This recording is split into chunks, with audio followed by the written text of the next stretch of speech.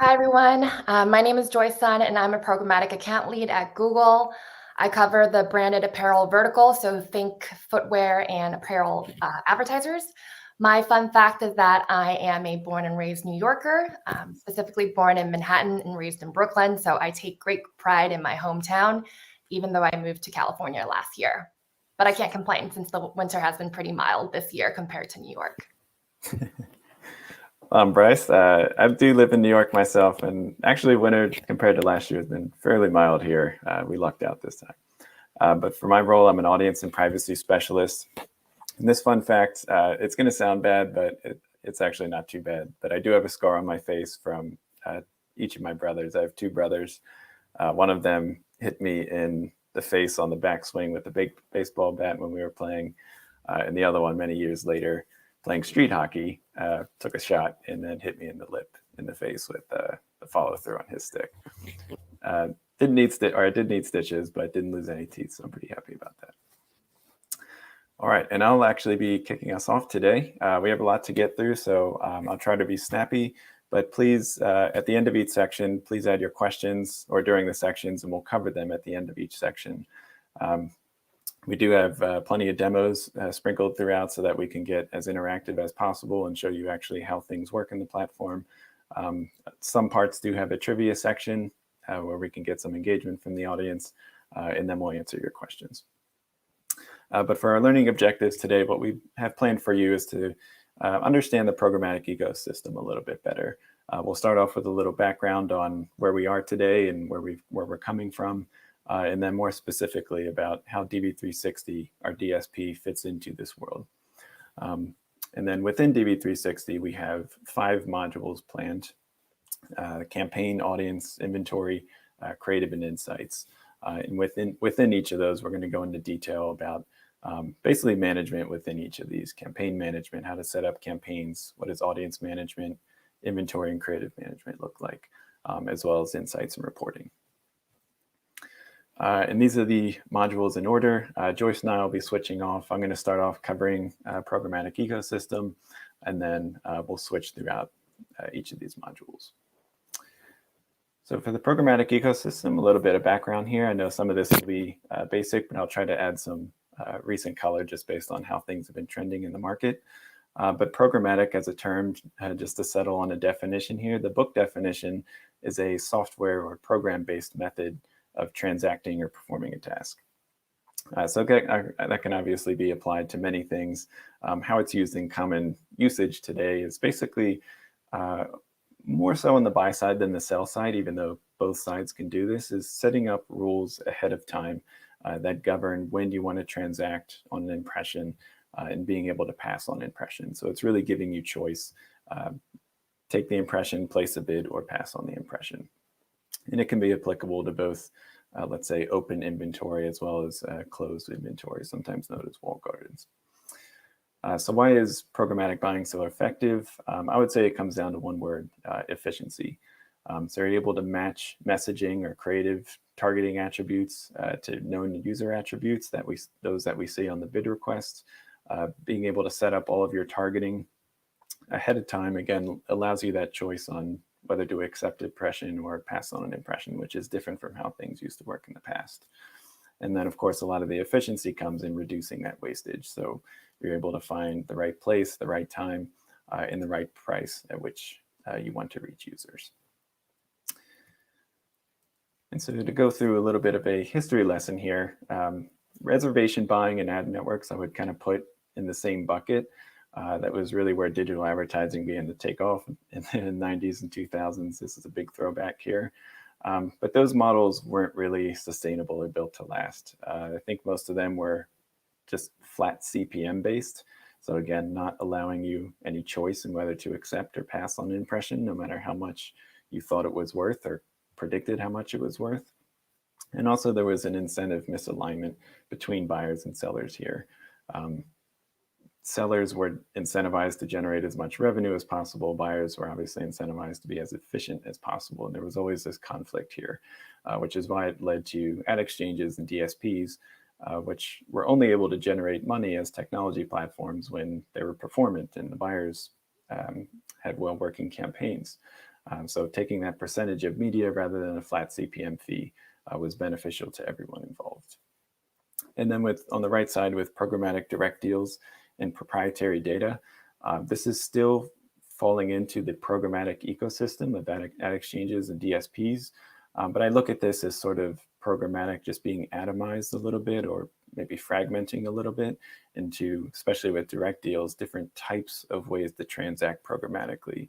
So I'm looking at the difference between an open exchange impression purchase and a programmatic guaranteed impression purchase. One which you're competing in an auction against many other buyers, and the other one where you're not competing against any other buyers, but buying it yourself, but still having, again, a choice on whether to transact or pass on the impression. And then, of course, proprietary data. A lot of this is in flux today with a lot of third-party data moving into more effective and more sustainable first-party data usage. All right, so looking at the programmatic landscape, I know this is a really old image. I went through a lot of this. There's a lot of logos on here that have consolidated or just aren't around anymore. But I still think there's some truth to this image in that there are still a lot of players in the space and a lot of touch points between the marketer and publisher and just simply buying an impression. A lot of these players obviously do add value to some degree, and it has given rise to such things like supply path optimization, which is an effort to find shortcuts through this from marketer to publisher in buying impressions, again, on the path to efficiency. But from the Google side, one way that we've tried to simplify a lot of this is building what we call our tech stack. And so this image of logos here is basically a snapshot of everything in the tech stack. And there's two concentric circles here. On the innermost concentric circle where you have DV360, Search Ads 360, Analytics 360, and Campaign Manager 360. Of course, it's in a circle, so hence the 360. I would define those as our core tech products and the four big pillars of our tech stack. On the outer circle, you have Tag Manager, Data Studio, Optimize, and Surveys. This one's a little bit more flux here. For example, Optimize 360 is being consolidated or merged with Google Analytics 4, whereas the other ones are more interchangeable and where they can plug and play into the inner tech stack. But for today, we're going to be focusing on one of these, Display and Video 360. This one is, I would say, one of the most complex ones in the tech stack, just because it has so many integrations, both within our own Google products and with all external products, ad exchanges, data providers, and so forth. So there is a lot to cover here. So I guess for basics, again, what is a demand-side platform? Again, I'll read this off. Technology that combines targeted buying and smart bidding to enable the automated buying of ad space at scale. That's pretty appropriate. I would probably sum that up as it's a buy-side tool, which allows for you to input all the rules that you want, such as all the targeting rules, to decide on when and whether to buy an impression. And as far as how does it work, again, this is a oversimplified version, but the summary here is that it starts with the read phase. So I would say it sits on top of the ad exchanges. All of them are sending bid requests or impressions to the DSP, and then the DSP can decision based on all of the targeting settings and all of the campaigns whether to bid on those impressions or not. To date, we have about 76 exchange integrations, which is a huge amount. A lot of these are going to be international or non-US exchanges. Some are very region specific. So if you're only buying US campaigns, you probably will only use a fraction of this. But it just goes to show how many integrations and touch points go into building a DSP. The second step here is analyzing. So again, sorting through all those bid requests. There's probably billions and billions of them per day. So that's where the scale of a DSP comes into play, being able to listen to all those impressions in the first place and not just passing on them without even considering the data in them. But each bid request that we get will have a lot of fields associated with it, such as the geo, the time of day, the URL, of course, or the app or the CTV app. And so there's a lot of different information on there that we have to sort through. And then, of course, the last step, RTB or real-time bidding or pre-agreed deals, being able to again, that whole decision process, being able to place a bid, and when you win the bid, being able to serve the tag and serve the creative from there. So that's essentially how a DSP works. All right, and then getting into the 5 modules where we want to spend the most time. The 5 modules here. So we'll start with campaigns. I'll turn it over to Joyce in a second here. We'll get into audiences, creative management, inventory management, and then finish on insights. And I hope there's time, because I hope to be able to build through like a campaign build at the end of that. But we'll start with campaigns, and I'll pass it over to Joyce.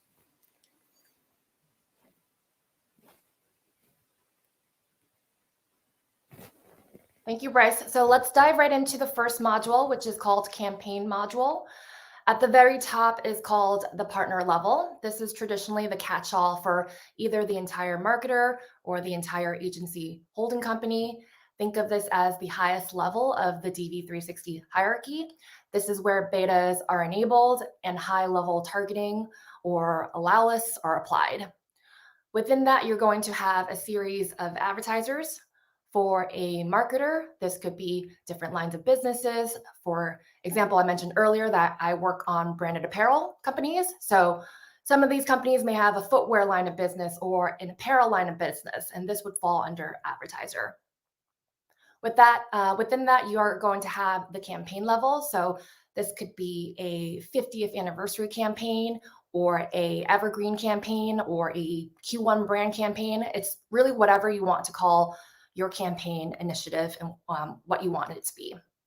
And then underneath that, you're going to have your insertion orders and then line item levels. This is where you're going to get into the nitty-gritty details of what format you want to buy, what audiences you want to run, and what kind of frequency you want to reach people at. And we'll cover more in detail on the next slide. So taking that hierarchy chart a step further, the partner level, as I mentioned, is the highest level, which in this example could be a beauty company or an apparel company. For an agency, that partner level would be the holdco, the holding company. So this would encompass the agency's entire portfolio of clients. And then within that is the advertiser level. So for a beauty company, the advertiser level could be a perfume line of business or a skincare line of business. For the agency, this might be their beauty client or auto client or their fast food client, just to name a few examples. Next up is your campaign level. And this is where you're addressing questions like, what are your broad goals? What initiatives do you want to run? What business objectives are you trying to achieve? So for a beauty marketer, this could be promoting a Valentine's Day perfume, which, by the way, happy belated Valentine's Day, everyone. And then on the agency side, this might be something like a Q1 2023 brand campaign for auto. On the insertion order level, you can choose to have a format type. So in this case, a marketer could have their insertion orders broken out by format. So here it's display, video, native, maybe even YouTube, and then same thing on the agency example as well. And then line items would be your individual tactics, such as targeting males 24 to 54 for that Valentine's Day perfume, or your line item could be targeting people who are in market for fragrances, or you can be reaching people who are reading about the best perfumes online through contextual targeting. So these are just a few examples. So in this slide, we introduce Campaign Manager 360, which is an ad server where all the creative, trafficking, attribution, reporting is housed. As Bryce mentioned earlier, CM360 is part of the Google Marketing Platform stack. I know this visual is a lot to take in, but the main takeaway for this flowchart is that if you are using Campaign Manager 360 or CM360 for short, if you're using this as your ad server, you'll notice that CM360 will also have its own hierarchy, and this hierarchy is named differently than what you would expect in DV360. So for example, what you recognize as creative in DV360 is actually called placement in CM360, but they're the same thing. I won't spend too much time here today because today's section is based on dedicated to talk about DV360, but it's worth calling out that the language differences across these two platforms exist. If you're interested in learning more about CM360, there is a training next week where the team will walk you through CM nomenclature. So please make sure to check it out because CM and DV360 work hand in hand. All right, so let's dive right into the demo here. Hope everyone can see my screen. Please let us know if you can't. So right now I am in the Google Marketing, Google Merchandise Store account. You can see I am on the partner level and it's showing me my list of advertisers. On this list, I have 4 active advertisers created here. Now, if you navigate to partner settings on the left side, this tab is generally going to control, it's going to control how you are paying for DV360, how you are setting up measurement, what ad server is connected, the exchanges you've enabled, your billing profile. Under partner settings, you can think of this as the mostly administrative controls that will allow you to, that you'll probably first touch on when you first set up in DV360, but afterwards, the bulk of the work is typically done in the lower levels of the hierarchy. So now let's navigate to advertiser level. You can see here we have an advertiser called Google Merchandise Store North America. In some cases, a company may have an EMEA or a LATAM advertiser and so on. So these are just a few examples of what an advertiser could look like. Now, if you navigate to the advertiser settings here, click on this, basic settings. This is largely focused on billing and any connections to an ad server. So in this case, it looks like the ad server is connected to Campaign Manager 360, as you can see here, which I mentioned earlier is part of the Google Marketing Platform. As you keep scrolling, you'll see a number of different settings enabled, such as sharing remarketing lists, how you will handle online behavior compliance, and things of that nature. You can also toggle to linked accounts where you can link a YouTube or an external data partner here as well. So if you ever hear an advertiser say that they'd like to link an external partner to DV360, this is the place where you would begin to initiate that connection. On the campaign levels where you get a bit granular in your controls. So the campaign we want to focus on here is Valentine's Day brand campaign. And in campaign settings is where you get into the nitty-gritty of what initiatives you want to run. So like what type of media you're trying to buy, when you want to run this media, and so on. So here you can see the overall goal, and this will help the system provide you feedback on the tactics you might want to test and how your overall media mix is looking. This KPI is for reporting purposes, but can be helpful to get everyone on the same page with the KPI goal you are optimizing for. You might set the creative type so that you can expect to use whether this is video or display. Maybe this is a CTV campaign. You can also set planned spend to help with reporting. This will not affect how much you are actually going to spend. And then you also have frequency management caps here. So how many times you want to serve an ad to a user. So in this case, it is 5 times per week. So in summary, this is kind of your overall mission control of how many times you want to reach these people. And then let's dive into insertion order. Let's go back to campaign. Here, let's focus on Google demographic data. I'll click on the insertion order details here. And then this is where you get into what the budget is, what you plan to run for this insertion order. And here you can see that we've set various flights. So let's say I want to spend, $50K during the first week of February 14th. And you can see that the flights are segmented all the way down on a weekly basis.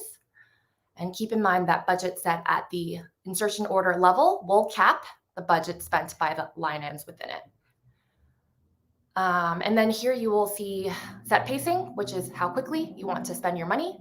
If you set this to flight ahead, like in this example, you're going to say to the system, like try to spend a little bit more at the beginning, around 20% more. And then at the end of the campaign, you will be spending around 20% less than your daily budget. So this is typically what most people do so that they don't run into a case where the last day they have excess budget that they need to try and spend. So you have the the goal setting again, which is pretty self-explanatory. And then you have your optimization levers to control for how you're setting budget allocation between your lines to your various tactics and how you want to manage that. And then you also have your frequency controls as well. So you can set this Google demographic IO to be exposed to a user once a day. So we talked about partner, we talked about advertiser, campaign, insertion order. Now let's drill down to the most granular level of the hierarchy, which is the line item level. In this case, in the insertion order for Google demographic data, we have 4 line items. We have one for females 18 to 24, one for females 25 to 34. And this is set up that you might adopt if, let's say, you have different creatives for these 2 options. That would be a great reason you might want to separate this out.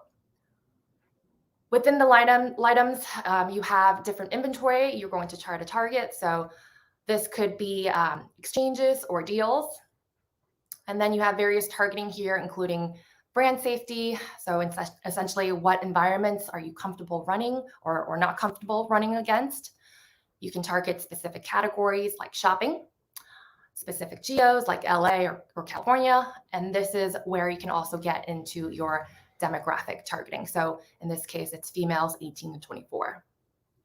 And there's a whole, slew of other targeting options available at the line item level, but I wanted to keep it simple for the purposes of this exercise. And under line item, you will also have bid strategy, which is one of the most important tools you will use. This can either be a fixed bid or you can set auto bidding, which is what we did here. So in this case, with this video campaign aiming to increase awareness, I want to make sure I set the algorithm to bid towards the highest quality impressions. So you can do that here. And then you can also set your frequency at the line item level as well. And then the key differentiating factors in the line item level is the creative and conversion tracking section on the bottom. So in the creative section, you can assign the creatives you want to run against this line item. In this case, all these creatives have been rejected, so not a good sign. But here you would need to work with your support or your DV360 reps to figure out why this is happening. And then lastly, in the conversion tracking section, if you're running a campaign and care about tracking conversions, what do you want to count? These floodlights would come from your ad server or in DV360 itself, and that code you are placing on the site to track the activity on that page. So in this case, since this Valentine's Day campaign is more of an awareness campaign, we've decided we want to optimize towards all the activity on the Google Merchandise Store homepage. I'll pause here because I've covered a lot in this demo, but before I get into the trivia section, I wanted to see if anyone had any questions.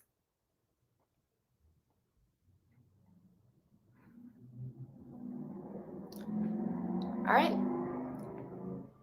let's move on to trivia. Oh. We can move on to trivia. I just want to highlight both for trivia and questions, everyone watching the live player, if you scroll below the player or just open up your window a little bit larger, you're going to see a Q&A box where you can, and I see Tomas just provided a question. So I'll bring that up before we start trivia. That's where you want to type this. So I don't want to be the person answering the trivia in the chat box. I want people out there watching this do it. So guys, before we jump into the trivia, can I ask you Tomas's question? Is that okay? All right. Mm-hmm. So this is a good one. If we set up frequency at the insertion order or IO level and one at the line item level, does the lower level override the top level? So is it like hierarchy or is it tightness of frequency? What's going to have the impact there to manage the frequency? Yeah, that's a great question. And many people actually ask this. So what happens when you have a different frequency setting on the campaign level versus IO versus line item? Well, what happens is that the system will abide by the most restrictive setting first, which in this case let's say the IO level frequency is set at 1 a week, but the campaign level frequency is set at 5 a week. The system will automatically adhere to the 1 a week frequency because that is the most restrictive frequency. Okay. Yeah, and I can add my flavor on that too. I know this session today is mostly focused on education, but I do like to impart a strategy or a frequency strategy, if you will, which is to use those 3 frequency level settings in conjunction with one another in an efficient way. And the way I personally like to do it is to set the campaign level at like a lifetime cap, let's say 15 ads per the lifetime of the cookie or 15 ads per user. And then you can set the insertion order level at a per day cap so that the user doesn't see more than, let's say, 3 ads in a single day. And then you can set the line item level at something like 1 per 15 minutes or 1 per 30 minutes so that you can spread ads throughout the day with that line item cap, spread ads throughout the week or the month with the insertion order cap, and then spread it out across the lifetime of the cookie or what have you at the campaign level cap. So you can use all 3 of them together, but what Joyce said is still true. I'm glad we just got another question, and I was actually going to ask this as well. Does this most restrictive policy apply to other settings? I think most obviously budget as well. So if your budget settings conflict with one another, what decides how much money will be spent? Yeah, so the most restrictive setting will apply to budget. It will apply to things like flights as well. So all that applies in this scenario. All right, guys, any other questions out there before we move into trivia? Let's get started. All right. Okay, so let's make sure everyone is paying attention. And if you know the answer, would like to participate, please throw it in the chat so that Maddie can give us a sense of where people are leaning. So first question, advertiser is the highest level of the DV360 hierarchy, true or false? I'm going to give like a 15 seconds or so because in case the chat is a little behind.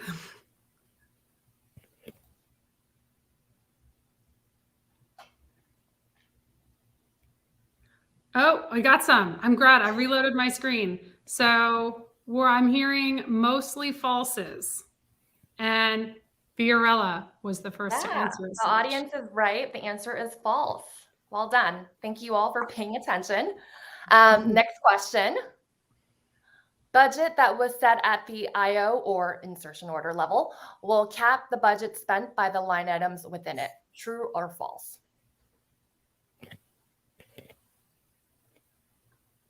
Again, I'm going to give everyone a few seconds. We've got a mix here. What's the answer? The answer is true. It will cap. Sonia, way to go. Great to see the engagement. And then last question for this game. True or false? Frequency can be capped at the IO, campaign, and line item levels. Hopefully we should get this one because we just covered it. Let's see. I think we have the answers. Yes, people are listening. True, true, true. It's hard for me to tell whether it was Ashwin or Elena or Sabrina who did it first because I'm not sure if they were answering this question or the last one, but well done, everybody. All trues. We've got listeners, guys. This is good. Thank you all for paying attention. And with that, that will wrap up the campaign module section. I'll pass it over to Bryce to review the audience module. All right. Thanks, Joyce. All right. So for audience module, here we'll get into the different types of audiences that are available in our DSP, as well as you'll find in other DSPs as well. I would say, obviously, our big proprietary data, Google Audiences, is going to be available here. So you can even divide Google Audiences further, which I'll cover in a second, into affinity, in-market, in custom versions of those. But what you see on the slide here are I would say the core groups of types of audiences: Google Audiences, Analytics 360 or Google Analytics 4, Floodlight Tag Remarketing, DMP Audiences, which stands for Data Management Platform, campaign-based audiences, which is an interesting one, and then third-party audiences. So diving into these, for Google data especially, I'll spend some time here since it's probably the least clear of the ones above. But there's a lot that goes into these since, again, this is something we've invested in over probably a decade or 2 decades. But as far as where the data comes from, we don't use data from all Google products across all of our product suite. For example, we won't use data when you're speaking to the Google Assistant and a Google Home. An example, again, that's something we won't use. But we will use things like watching types of videos on YouTube or doing certain types of searches, such as it says here, looking at flights to Chicago. And so we can use those data points to determine what interests a certain user has or what they're in market for. And as far as an overview of the different types of Google audiences, there's affinity on the left side, in market in the middle, and then demographic on the right. So to differentiate these, affinity versus in market especially, affinity is based on, we try to define this as something a little bit longer term or a longer term interest. So let's say I'm an NFL fan. I've been following it the whole season. I participate in fantasy sports. I do a lot of searches on it. I watch clips, videos all the time. That is a more of a long-term interest, and that's an interest that I have an affinity for. Whereas something that is Google in market would be like, oh, I'm looking for a new pair of shoes. I don't particularly like shoes outside of the time period that I'm buying it in, but I'm searching for products. I'm looking at review pages. I'm comparing prices and things like that. That would put me in an in-market segment versus an affinity segment. So it's shorter time window that we're looking at there. And then demographics, I think, is pretty straightforward. Here we're going to use some declared data and also informed data based on the data sources that I showed in the previous slide, as well as what's in Google Profiles to fill out our demographic data. As far as looking at the types of affinity segments available, we do have a lot of out-of-the-box options that span from, again, interests, lifestyle, passion, sports, and so forth. And I will say probably the most interesting part of this is that you can create custom versions of this. So in the demo in the UI, I'll show you the inputs that can go into creating custom affinity segments. But if you want something simple out of the box, we have over, actually forget the exact count. I think it's about 100 or so affinity segments available that you can just choose off the shelf. And then in-market segments, again, this is an example slide of what can go into an in-market audience. I think I mentioned some of these before, but visiting auto-type sites, building a car on an auto site, comparing safety features on review sites, things like that, or doing searches for a new car would all be things that would segment someone into an in-market audience. The other thing I'll mention, both for affinity and in market, is also in the context of the ecosystem itself. So Google audiences are distinct from every other type of audience in that they're not just a list of users or not just a list of cookies. They do include that, obviously, as one of the signals, but in market especially is able to use contextual data from the page as well as machine learning signals in order to continue to serve impressions even in cookieless or ID-less environments.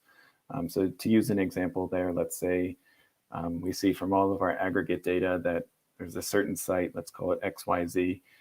It doesn't seem like it's about cars or shopping, but we see a lot of users go to that site and then subsequently go on to purchase a vehicle. And so if we see that relationship, that would be one of the machine learning signals that can be an input into an in-market segment. And so if you're targeting in-market for auto, we can still serve an impression to that site and be able to reach a user, even if they're using a browser that has blocked cookies or doesn't have cookies available. So that's another thing that makes Google Audiences unique. So first-party audiences is a grouping of some of the other types of audiences above, like tag-based remarketing, GMP audiences, CRM, and so forth.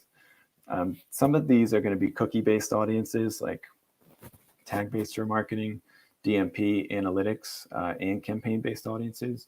Whereas CRM audiences, it's still first-party data, but in most cases, that's not going to be cookie-based. That's going to be based on things more like PII and transitioning those into more or a different ID that's not stored in the cookie space. So CRM audiences is definitely where we're going as an industry, something that's more sustainable. It's not quite as easy to use today as cookie-based audiences, but today I actually advocate most customers to use both types, cookie-based and CRM-based, in order to get the biggest reach possible, no matter what browser your user happens to be using.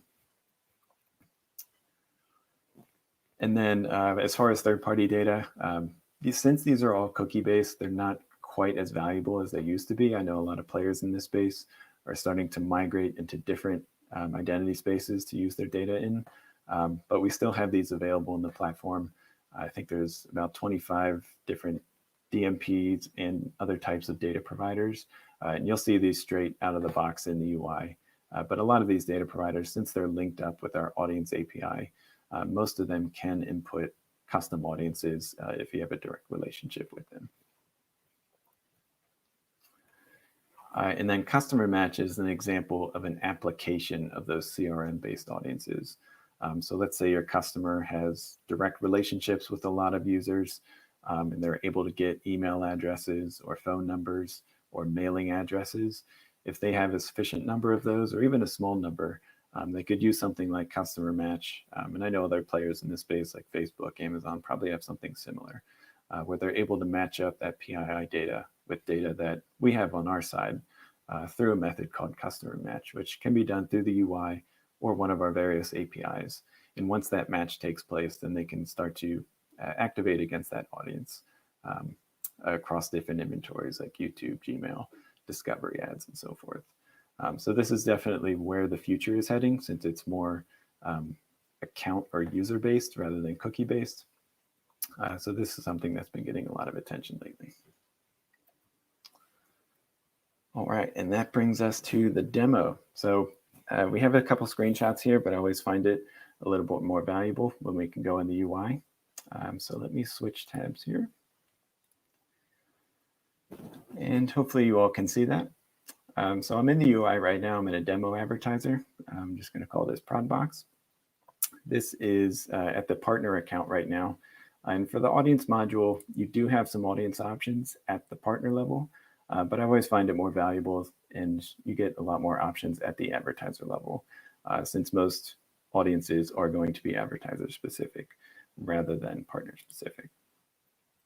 So going into the advertiser, again, the left-hand panel looks the same here.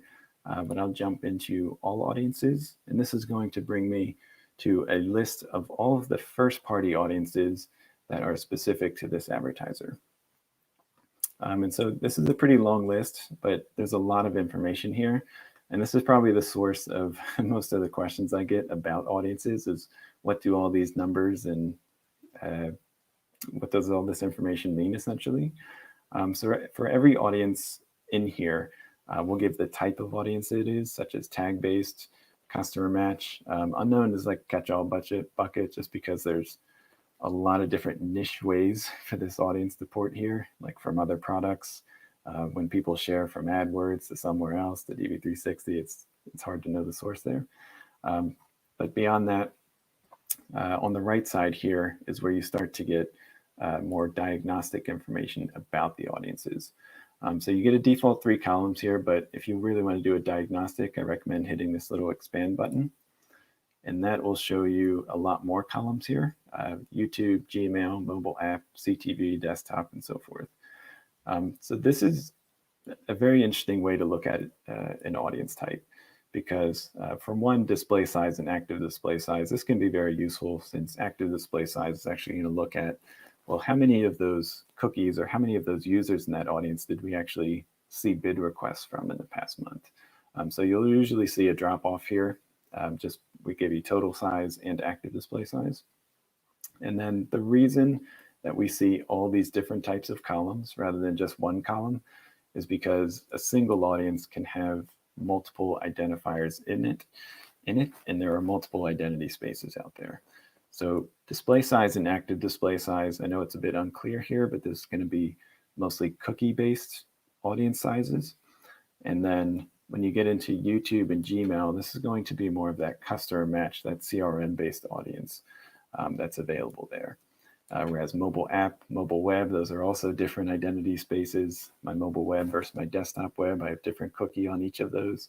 And then within the mobile app space, I'll have a different identifier there as well in CTV.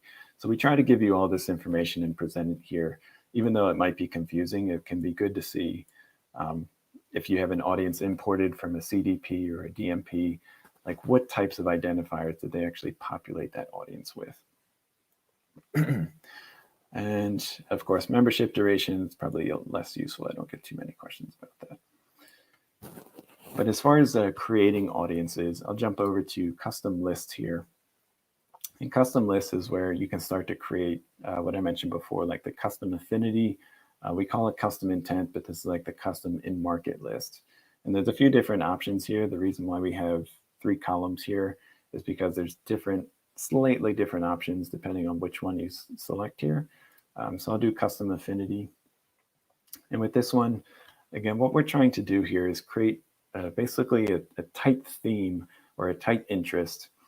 So to give an example, let's say I'm selling sports shoes. I might have 3 different audiences I want to create, or custom affinity audiences. One could be of the sport that I make shoes for. Let's say it's soccer shoes. So I'll make a soccer-based theme. Another theme I could create would be just maybe a general sports theme. A third theme could be maybe I'm going after parents, or I want to reach parents that have children that play soccer. So I might create a parent theme. And so I would say like 3 or 4 themes for that audience could be enough.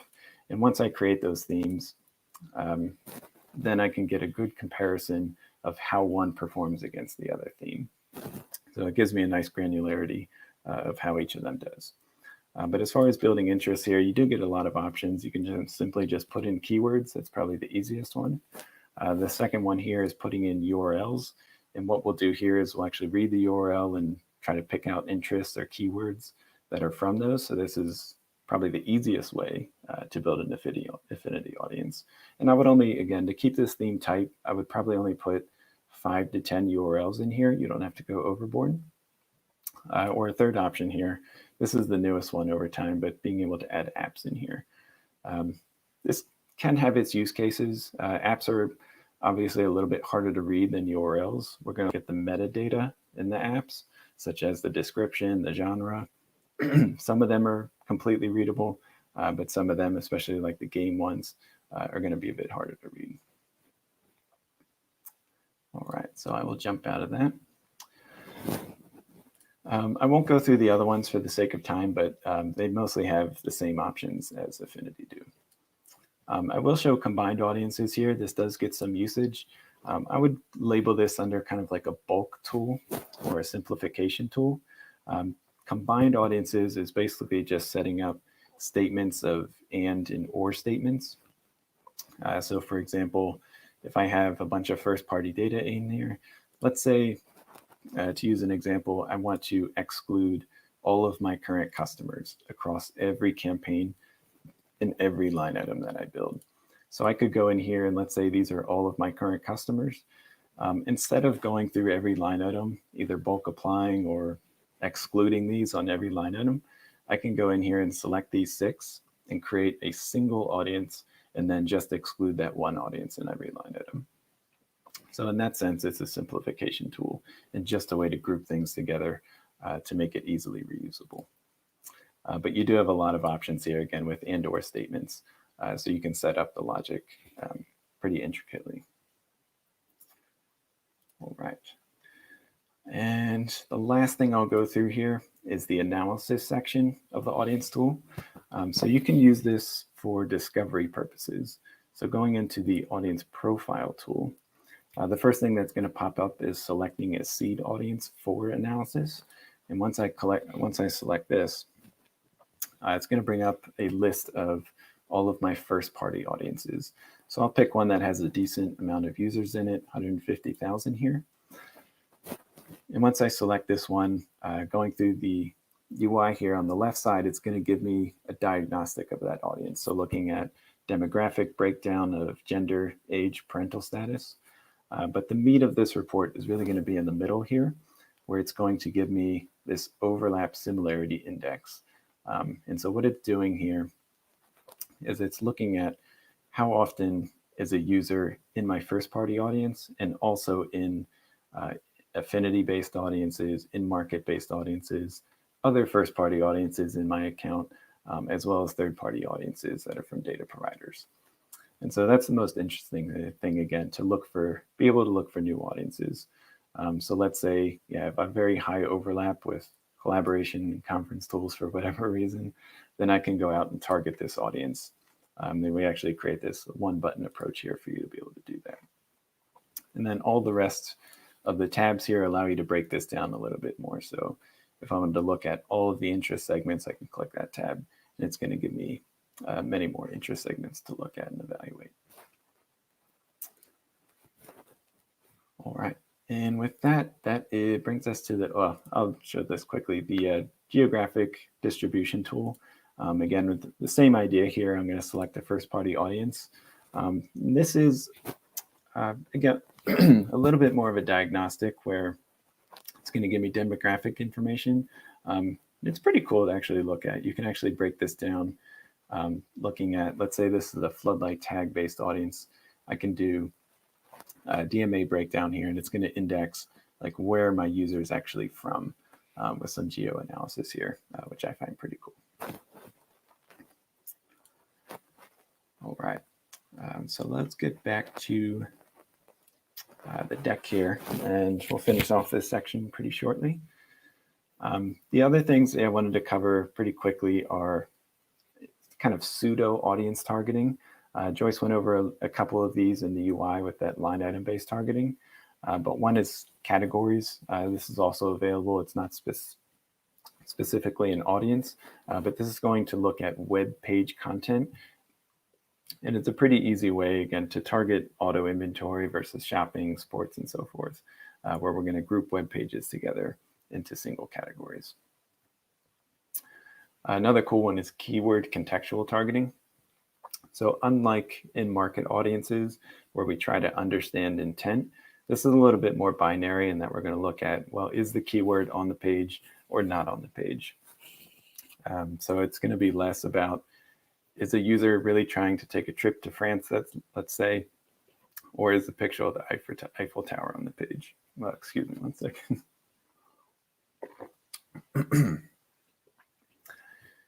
The third one for technology targeting, this can have use cases mostly in the telecom vertical, where they want to find users that want to upgrade, let's say with their connection to the internet.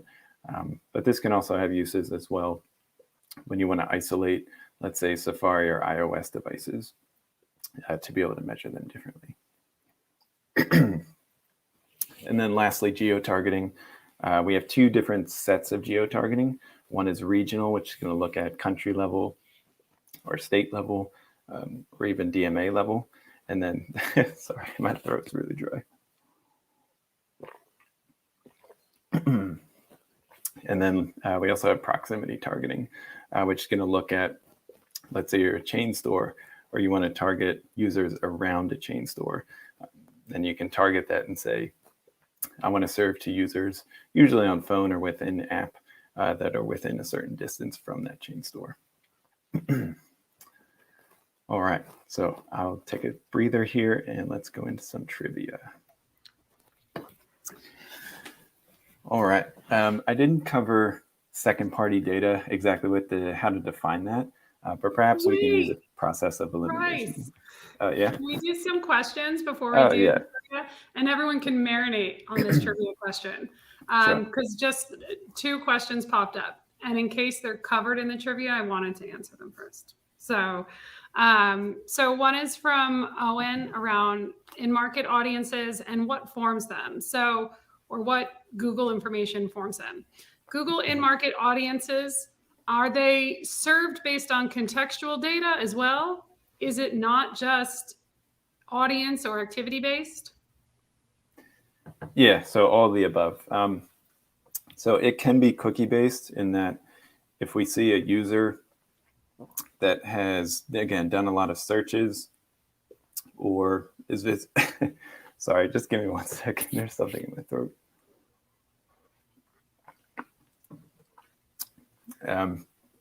If we see a user that has done a lot of searches or is visiting a lot of review web pages, and we can store that data in the cookie, then we'll add that user to an in-market segment.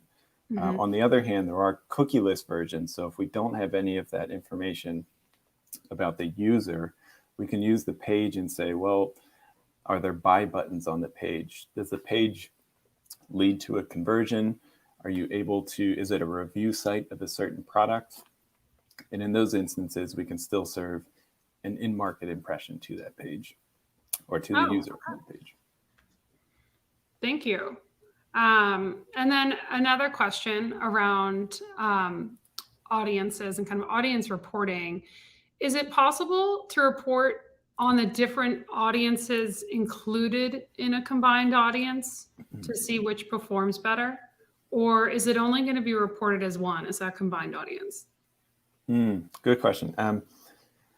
Gosh, I haven't done that in a long time. I think it's just reporting on the combined audience. Okay. So I'll show this a little bit in reporting, but there is an audience performance report where you can get that breakdown of audiences, but I'm pretty certain you have to be targeting them separately, whereas individuals and not a combined audience.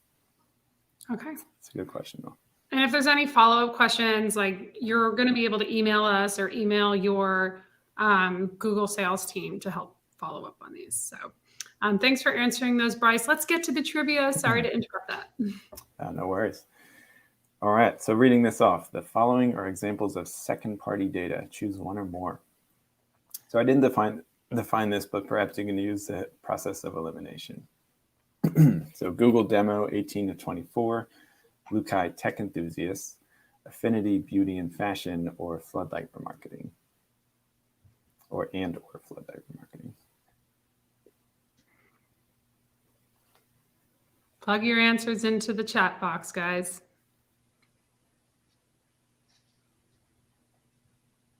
Yeah, just try your best on this one since I didn't define this term specifically. Oh, we got D's, a lot of D's. And I got one AC. All right, well, it is AC. So D. Hey, Mohammed. Yeah, I mean, maybe this one's interpretation, but for D, floodlight remarketing, since that is data from your own app or your own website, I would consider that first-party data. Whereas A and C, since those are coming from the platform that you're using, Google's platform, those are Google types of Google data. So that's why we labeled them second party. All right, we had a couple other people come through with the correct answer too. Okay. True or false? You can positively target a frequency cap audience. Oh gosh. Sorry, I didn't cover this either. All right, take your best guess at this one, but I'll explain this after we go through the answer.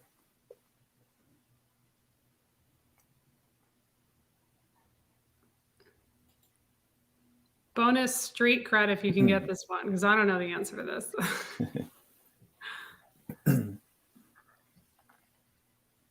We have one false.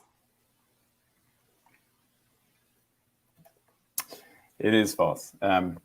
So this was, even though I didn't cover it in the UI, this is a campaign activity audience.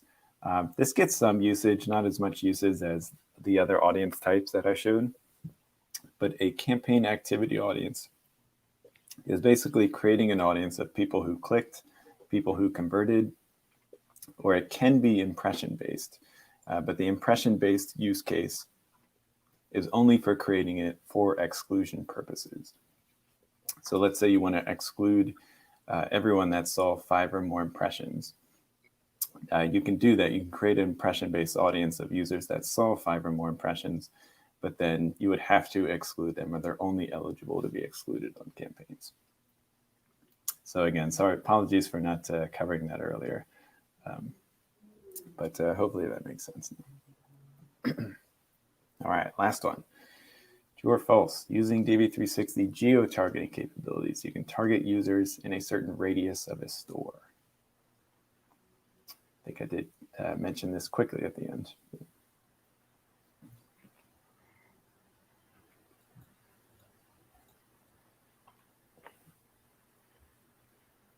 Oh, people know. People know the truth. And maybe Sabrina was the first to know it. If the answer is true, I think it's true, right? It is true, yeah. So I didn't demo this either, but because it's buried in the line item geo-targeting settings. But you can search for stores and store chains within that, and then target users the radius around that. All right, great job, everyone. All right, and I will pass it off to Joyce for the creative module section. Thanks, Bryce. I'll give you a chance to rest your throat. So very quickly, I'll take you through the creative module and the different creative formats that you can use in DV360. So within the creative module, we have the ability to upload creatives yourselves, or even try to create one by taking a simple GIF as your image and putting some copy or logo on top of it. You can do this with video or an image as well. You also have the ability to upload third-party creatives if you're using a third-party creative vendor or using a tag wrapping feature or anything like that. However, you also have the ability to leverage our off-the-shelf formats as well in the Creative Gallery. This gallery consists of numerous high-impact formats. You can build straight in the UI from native to flipbook, which is this really unique video format, to audio, which I'll show you in a bit. Oftentimes people get really intimidated by this creative module, but you definitely don't need to be a creative to be able to do this. Okay, how to get here. Within the advertiser level, you will find the creative option, which houses all the creatives uploaded for that particular advertiser. Actually, instead of me telling you how to find it, let me just show you. So let's advance to the next slide. So I'm going to pull up the demo. So on this advertiser level, you can toggle to the creative module section and click on creative. And you can see all the creative that have, it takes some time to load because there's so many creatives in here. But here you should see all the creative that have been loaded and uploaded for this particular advertiser. It's taking a while.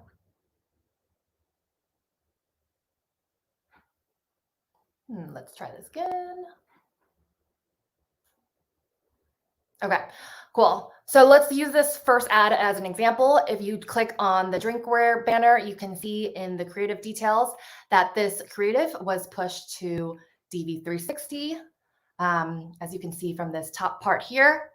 In the creative status tab, you can see that it is approved and currently servable, which is always great news. It means your ads check all the quality control boxes and you can start running it in the wild. And then history, pretty straightforward. But basically this clocks in all the particular, all the changes made to that particular creative. So this one's pretty straightforward. And then if you click into the format gallery, this will take you to the repository of all these beautiful off-the-shelf creatives that are available. There are a lot of options that you can choose from. Here we have video, display, native, app install, audio, and even custom formats like Swirl. Swirl is our newest unit that's growing in popularity. So make sure to ask your DV360 teams if you're interested in any of these formats because they are completely free to use. And that concludes the creative demo. I'm happy to take questions if folks on the live stream have any at this time before we get to trivia.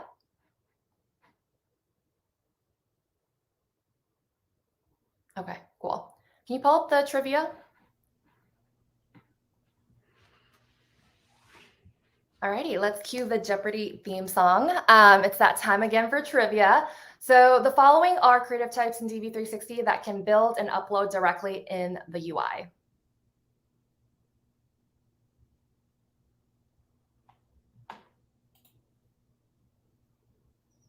Maddie, are we getting any answers in the chat? Yes, I was just giving it a minute to load and then giving people a second to respond. So we do have some D's, all of the above.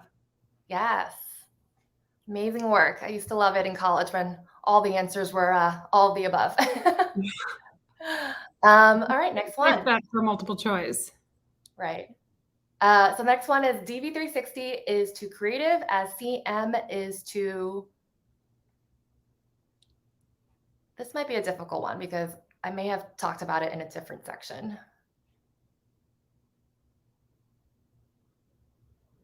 Oh, but it's still part of the creative thing. Yes, yes. I'm going to give everyone a hint. If you remember the hierarchies, there was a difference in the CM hierarchy nomenclature versus, oh, we've got answers. We've got answers. It is placement, and Mohammed was the first, but it was really close. There's a lot of people right in rapid fire saying Wow. placement. I can tell you're all paying attention. Thank you. All right, that concludes trivia. We're almost at the finish line. I'm going to cover off on the inventory module, which is probably my most favorite part of DV360. As Brett mentioned earlier, with the rise of automation, there's been a number of different sell-side platforms or SSPs, or commonly just referred to as exchanges, that popped up to help publishers bring their inventory online to make it automated and enable it for auctioning in the real-time bidding ecosystem. So in summary, DV360 can access all these major exchanges and includes exclusive access to YouTube and other Google O&O like Gmail ads, which is part of our Google Display Network. Google also has its own exchange called Google Ad Manager, or more affectionately known as GAM, and that is a major exchange that DV360 can plug into as well. There are several types of programmatic buying that we can transact on in DV360. The most common being on the left side with open auction. Basically, we can use open auction to target the major exchanges and be eligible to buy all the websites that the exchange might have access to. So this is typically done through auction dynamics. So you're not reserving or committing to any of these impressions. You're just going to buy as much or as little as you like. It's the most flexible buying type. As we get into deals, there are several types of deals that are available. Private auction, or sometimes referred to as private marketplace or PMPs, would be several available advertisers to one publisher, with the publisher inviting you to participate in that auction. It's still an auction, but there will usually be a floor price. So in other words, the publisher will invite you to the auction, but at minimum, you need to pay a $5 CPM. And these impressions are unreserved, so there's flexibility in buying however much or little as you want. Then you have preferred deals, which are typically one-to-one. So maybe my client really likes a sports publisher and they really want to do a preferred deal with them. The pricing would always be a fixed CPM. So you're always going to pay for, let's say, a fixed $20 CPM. And again, these impressions would be unreserved. So there's flexibility in the amount of impressions you buy. And then for those who prefer to reserve impressions, you can do that via programmatic guarantee deals, which is one-to-one. The CPM would be fixed and the impressions would be reserved. So you can reserve, let's say, 10 million impressions up front. So the benefit here is that you can lock in inventory ahead of time. And we typically recommend securing PG deals around the holidays when CPMs are competitive because demand is high and inventory is scarce. So to learn more about Programmatic Guaranteed, please check out the Learn with GMP class on March 8th, I believe, to learn more about PG best practices. So in terms of inventory accessibility, we have all publishers available in DV360 Marketplace, which is basically an online storefront of publisher and exchange partners on the platform. This makes answering the question, what inventory can I buy, extremely simple and straightforward. In this example here, let's say you were interested in aligning with content for news enthusiasts within Marketplace. You're able to find publishers like the New York Times, or The Guardian, and then contact and negotiate directly with these publishers in the platform, while also getting visibility into impression volumes, uniques, demographic breakdowns for these publishers and their products to help streamline your planning and forecasting. So this makes discovering new inventory and setting up deals incredibly easy to do. So with linear TV viewership on a decline, we've seen an uptick in CTV through streaming services over the past couple of years. TV and Marketplace is our newest and dedicated section for exploring CTV publishers and content from our supply partners. You can purchase broadcast networks like Hulu and Disney and Roku and across the programmatic pipes. And I mentioned this earlier, but as a refresher, DV360 is the only place to access YouTube inventory, which is the #1 CTV ad-supported platform for reach in the US.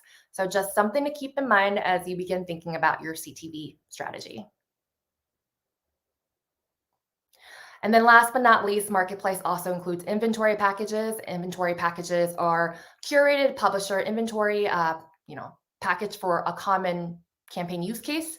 For example, packages can include contextually similar media like sports or fashion, or KPI-driven media such as high viewability or high VCR, or even events like March Madness or the Olympics. So many use cases.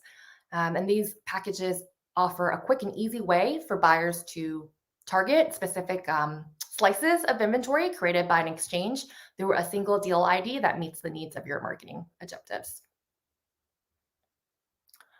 And then I think I could fit a very quick demo here just to show you what Marketplace looks like. So I'm here on the partner level right now.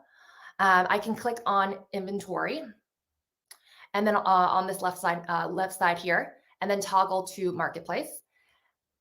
And then the default page will show me the featured publishers at the moment. So this is a default page. And then if you click into, you can also click into display and video, TV, audio, and digital out of home. So let's say I am interested in TV specifically. Once I click on TV, this will give me a list of top CTV publishers. And let's say I'm only trying to reach Gen Zs.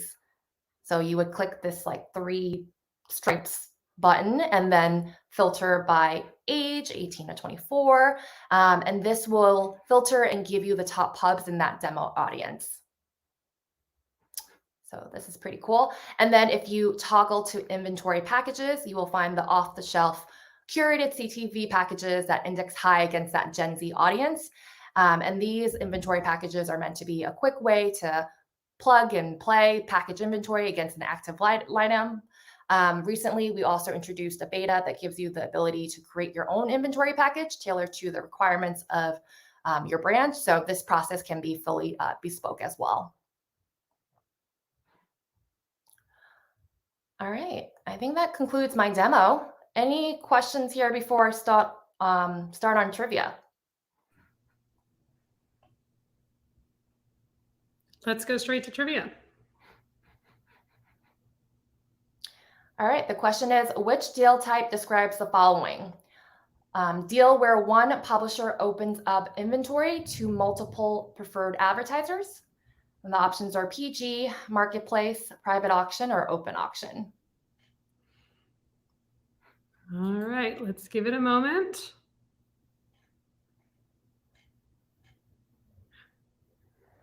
Owen says private auction.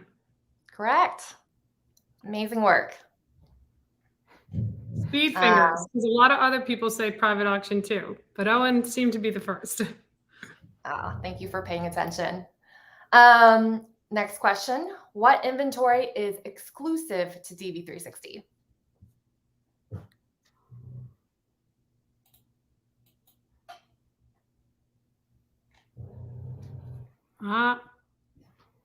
Ashwin says YouTube. Oh, Owen says YouTube. And Pooja, okay, a lot of people said YouTube.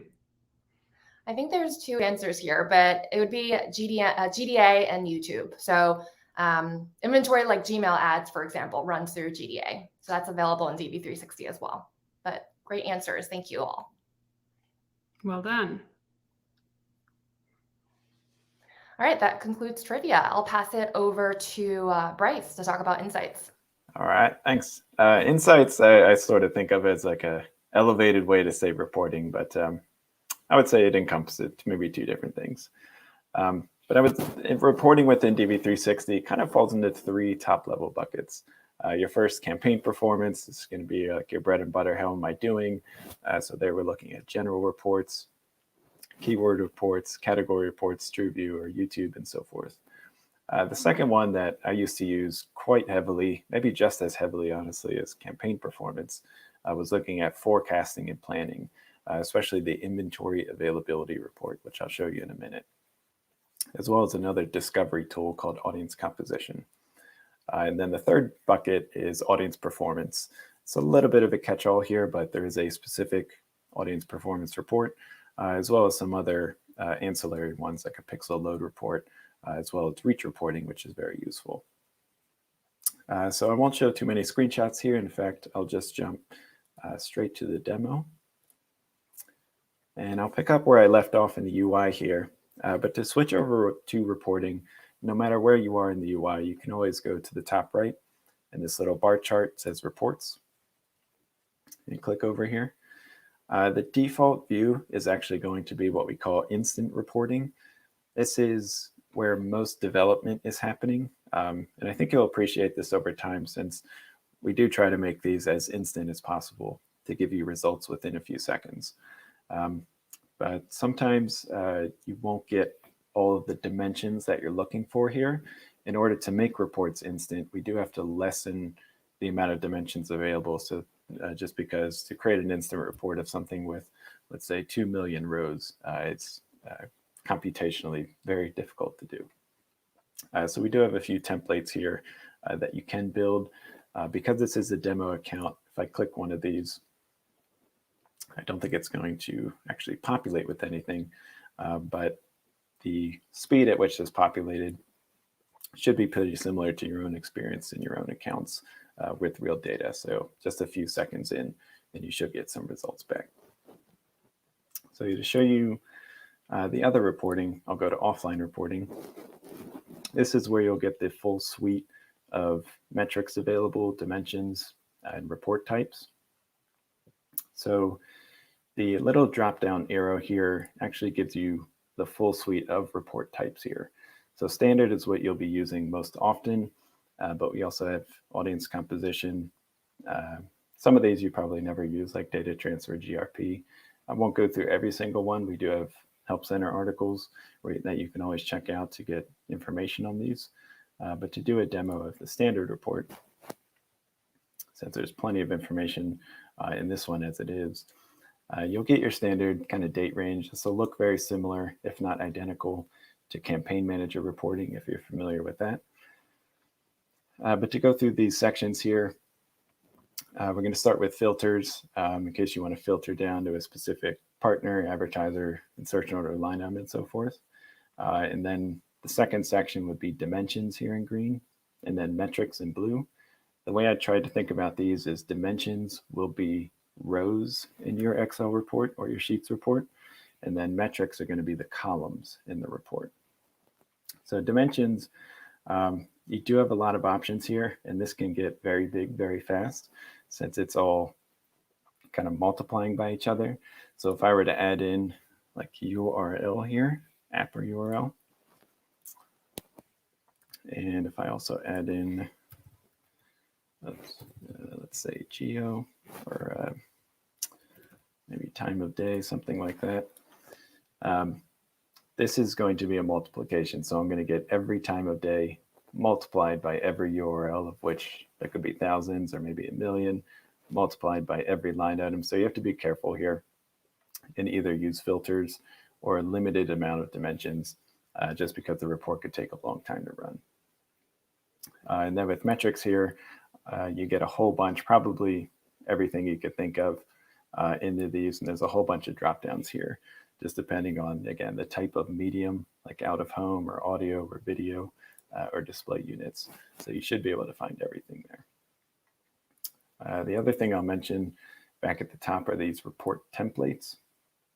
So these are all standard reports here, but you can choose Different types of templates or like presets, like custom bidding is an interesting one. And this will automatically populate with dimensions and metrics that are useful, unique, or specific to custom bidding. So this can help you with a little bit of a time saver if you want to narrow down quickly. And then at the bottom of here, of course, you have your standard. You want to schedule the report to run every day, every week, and then deliver it to your email address or your whatever account that you have associated with DV360. All right, so those are your standard reports. Oh, sorry, one more thing I wanted to mention there is that if your settings are eligible for an instant report, you'll actually get this little blue box at the bottom here. At first, I was a little hesitant when I was using this to open up an instant reporting. I really wanted that export. But since this works so quickly, I always hit this button now if it populates. So as I mentioned before, some dimensions or metrics won't be compatible with instant report. But if you are compatible with it, you can open it up in instant reporting and then export from there. And that'll probably be a lot quicker to get your results. All right. So I'll just mention a few of these other report types. Audience compass, actually, I'll start with the question that I got earlier about the audience performance report. So that is one of these in the standard report or the basic reporting. And you'll see here, this will break out in dimensions the audience list here. So again, I'm pretty certain, I don't want to give you a wrong answer, but I'm pretty certain a combined audience is a specific audience list. So it's not going to break out the audiences within that combined audience. But if you're targeting 4 audiences on a single line item, then it'll give you results for those 4 audiences. So it'll break those down into 4 rows. All right, and I will back up here.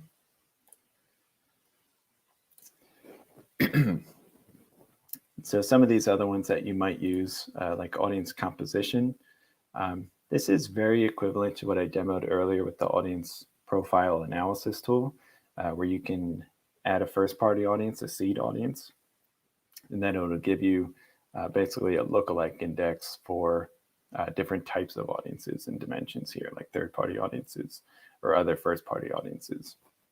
So you can use either one. Personally, I prefer the UI version, but we've kept this in there as a report since it's been there quite a while. And then finally, the other most popular one that I'll show here is inventory availability. So again, I used to use this all the time when I was first starting out in the industry, just because you get so much information from this. The purpose of this report is to look backwards in time. So it looks at the last 30 days, I think it goes up to, yeah.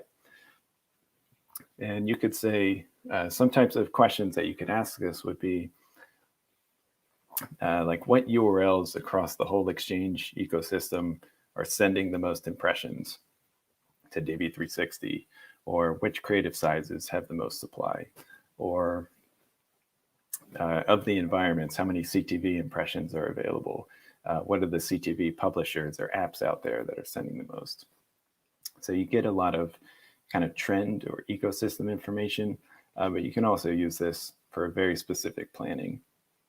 If you have a campaign targeting, let's say, New York, only CTV, only primetime, and you can see if that campaign is viable enough or if there's enough impressions to sustain a campaign like that. All right. And yeah, some of the other ones in here, again, are probably less used. I would say Reach is the one that's getting a bit more popular, especially in the CTV space. There's a lot to say about this one as far as the methodology behind it. But you can also use this, again, to look at cross-media and get an amount of how many unique clickers did we get? How many unique viewers did we get? Even on, it takes into account shared devices like CTV as well, to try to give you as accurate a number as possible. So I know we're running a little bit close on time here, so I'll stop the demo there. And if there are any questions about either insights reporting or the full chat, please put them, or the full presentation, please put them in the chat, and then we'll cover them here. The campaign build start to finish. I think Joyce did an excellent job with this at the beginning, showing you the settings at the campaign level, insertion order, and line item. There wasn't too much I would actually add on top of what she built. There was only the create new buttons in the UI that might be unique, but I think she did an excellent job there, so I won't duplicate that. But as far as key takeaways, yeah, familiarize yourself with the modules. If you have DV360 access, you should be able to access every single module that we talked about today. My personal recommendation here, run reports for insights, that inventory availability tool. You can get a lot of cool insights out of that, even if it's just an understanding of the space a little bit better, the supply partners that you might have, and the relative availability of formats and environments. I think it's a pretty cool way to get insights. And then use a checklist. I added this in here because as a new user to the platform, there's a lot of different settings that go into a campaign. It's assigning creatives, making sure those creatives populate, making sure you have the right date ranges, budgets, and so forth. Even if it's a 5-item checklist, I do recommend it. Even it shouldn't be too much of a burden, and it can save you a lot of time and a lot of headache, just in case big mistakes, or to be able to avoid big mistakes. So I heavily recommend it. All right, and then any final questions? I don't think we have any questions in the chat, so we can jump straight into our next steps. You know, as we come to a close, the first thing I wanted to do is actually provide a link in the chat here. So that should go through in just a moment. So that's a link to our feedback form. You should see it in the chat. You'll also get it in the follow-up emails. So if you can take 2 minutes to do that, we'd be super grateful. Our team relies on this information to improve our program, so your thoughts won't go to waste. And to show our appreciation, we're going to select one person who provides feedback to receive swag from our very own Google merchandise store. So thank you all for joining today. Thank you, Bryce. Thank you, Joyce. We really appreciate everyone's time. We hope you learned a lot. Please register for future sessions that make sense for you. And you'll be getting all of this information in a follow-up email within 1 to 2 days. Thanks a lot, everyone.